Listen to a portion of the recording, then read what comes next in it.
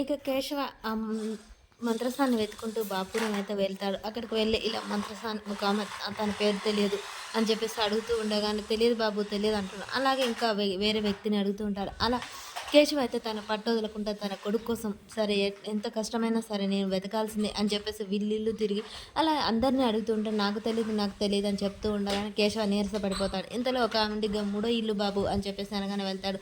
"ఎవరు బాబు మీరు?" అనగానే, "అమ్మ ఇక్కడ ఒక మంత్రసాని ఉండాలి తెలుసా?" అని చెప్పగానే, "మంత్రసాన అలాంటి వాళ్ళు ఇక్కడ ఎవరు లేరు బాబు.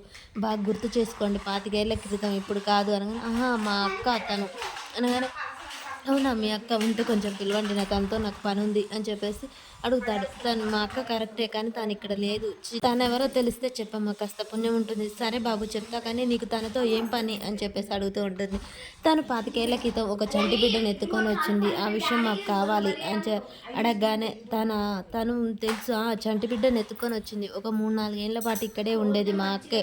కానీ తను వేరే చుట్టాలింటికి వెళ్తానని చెప్పింది. తను బాగా 25 ఏండ్లవుతుంది ఇక్కడి నుంచి వెళ్ళి. బాగా జ్ఞాపకం లేదు.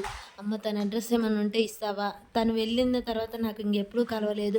పోనీ తన ఫోటో ఉన్నా ఇవ్వమ్మా" అని చెప్పేసి చాలా బ్రతిమిలాడుతూ ఉంటాడు కేశవ. చాలా ఆత్రంగా తన కొడుకు గురించి ఎక్కడున్నాడో తెలుసుకోవాలని అడుగుతూ ఉండగానే, ఫోటో అంటూ ఏమీ లేదు బాబు" అని అడగాలి. "దయచేసి అలా అనకండమ్మా. ఏదో ఒక గుర్తు ఇవ్వండి. తనతో నాకు చాలా అవసరం ఉంది. చాలా పనుంది. తన గురించి ఉన్న చంటి బిడ్డ గురించి నేను తెలుసుకోవాలి" అని చెప్పి బ్రతిమలాడగానే, "సరే బాబు చూస్తాను. ఒక నిమిషం ఉండండి" అని చెప్పేసి ఇంట్లోకైతే వెళ్తుంది. వెళ్ళి బాగా వెతికి చూడగా ఒక ఫోటో అయితే దొరుకుతూ ఉంటుంది. "ఇదిగో బాబు ఈ ఫోటో దొరికింది.